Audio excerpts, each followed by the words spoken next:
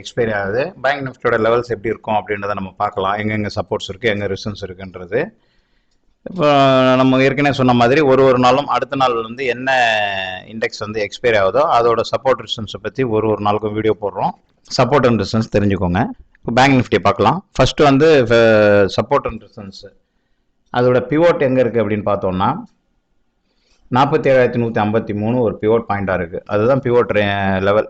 அந்த லெவலுக்கு கீழே இன்னைக்கு மார்க்கெட் வந்து அந்த ஹை ஒரு ஹை தான் கீழே ஓப்பன் ஆகிட்டு அந்த ஹை அந்த லெவலுக்கு வந்துட்டு திருப்பி வந்து ஒரு டவுன்லேயே க்ளோஸ் ஆகிருக்கு.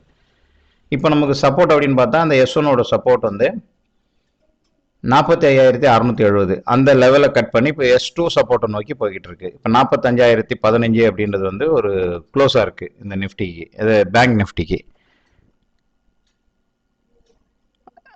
இப்போ எந்த காரணத்தினாலும் S1 கட் பண்ணி மேலே போனோம். அப்போ வந்து S1 கிட்ட ஒரு ரெசிஸ்டன்ஸ் வரும், பிவோட் பாயிண்ட் கிட்ட போகும்போது ஸ்ட்ராங் ரெசிஸ்டன்ஸ் வரும்.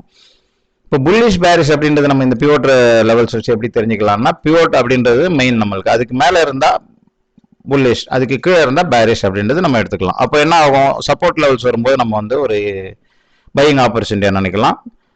பிவோட் ரேஞ்சிலையோ இல்லை ரெசிஸ்டன்ஸ்லையோ போகும்போது அது ஒரு வந்து ப்ராஃபிட் புக்கிங்காக நம்ம பார்த்துக்கலாம். இப்போ இதோட பிவோட்டை கட் பண்ணிச்சு அப்படின்னா அடுத்த ரெசிஸ்டன்ஸ் லெவல் வந்து 49,775 லெவலில் இருக்குது. இப்போ ஓவரால் வந்து பிவோட்டுக்கு சப்போர்ட் 1 கீழே இருக்கிறனால இது எந்த காரணம் கொண்டு சப்போர்ட் 1 லெவலுக்கு வந்தாலே ஒரு செல்லிங் ப்ரெஷர் வரும். அந்த ப்ரெஷரை வந்து கட் பண்ணி மேலே போனால் தான் பிவோட்டை டச் பண்ணுறதுக்கு வாய்ப்புகள் இருக்குது. அப்படி இல்லைன்னா சப்போர்ட் 2 லெவலான 43,048 டெஸ்ட் பண்ணுறதுக்கான வாய்ப்புகள் இருக்குது.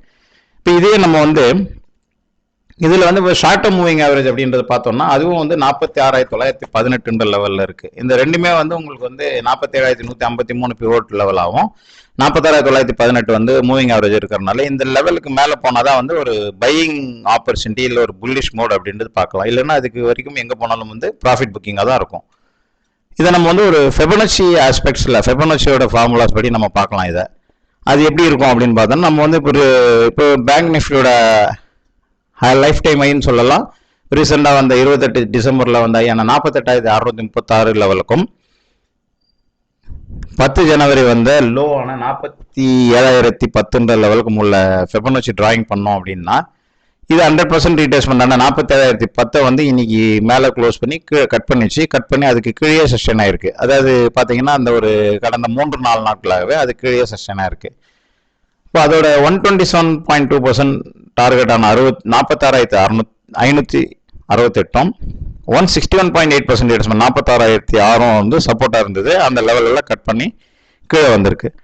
இப்போ இதோட அடுத்த கட்ட டார்கெட் வந்து 261.8% 44,380 நோக்கி போய்கிட்டு இருக்கு. ஸோ இப்போ இது எந்த காரணம் கொண்டு மேலே வந்தாலும் 161.8% 46,000 அந்த லெவலில் வந்து ஒரு ஸ்ட்ராங்கான ரெசிஸ்டன்ஸை ஃபேஸ் பண்ணணும். ஏன்னா இன்னைக்கு ஒரே நாளில் 127.2% 46,548 46,000 அந்த ஒரு 560 பாயிண்டை கட் பண்ணி 161 பாயிண்ட் ரீட்ரேஸ்மெண்ட்டையும் கட் பண்ணி கிட்டத்தட்ட ஒரு லோ வந்து 44,886 ஒரு லோ ஃபார்ம் பண்ணி 45,010 க்ளோஸ் ஆயிருக்கு.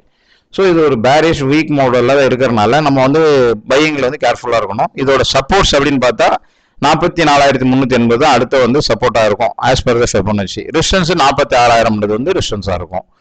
இந்த லெவல் வந்து ரொம்ப குரூஷியல். இப்போ நம்ம இந்த ஃபெபனச்சி படி நமக்கு இது எப்போதான் புல்லிஷ் ஆகும் அப்படின்னா அது வந்து 47,823 மேலே போனால் மட்டும்தான் புல்லிஷ் ஆகும். அதனால நம்ம வெயிட் பண்ணுவோம், இந்த ரெசிஸ்டன்ஸ் என்ன இருக்குன்றதை பார்த்துட்டு நம்ம அதுக்கேற்ற மாதிரி பிளான் பண்ணிக்கலாம். இன்னொரு வீடியோவில் உங்களை சந்திக்கிறேன். என்னோட சேனலை சப்ஸ்கிரைப் பண்ணுங்க, ஷேர் பண்ணுங்க. நன்றி, வணக்கம்.